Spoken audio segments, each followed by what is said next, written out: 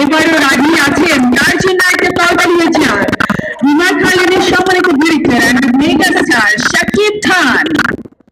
আর চমৎকার একটা ইভেন্ট এখন কিন্তু হয়ে যাচ্ছে। আমাদের বিএসটিআই সম্মানিত সহকারী পরিচালক সিএম মুজাম্মদ রেবেকা সুলতানা সে বিএসটিআই সনদ এবারে হ্যান্ড ওভার করছেন।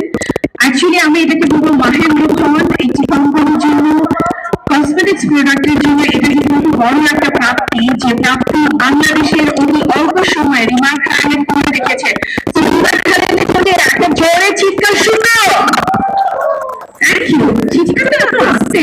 আচ্ছা, একটা কথা বলি, আমি মেগাস্টার শাকিব খানের জন্য একটা জোরে চিৎকার শুনবো। ওকে, এই চিৎকারে কিন্তু কোনো কিছু বরবাদ হবে না।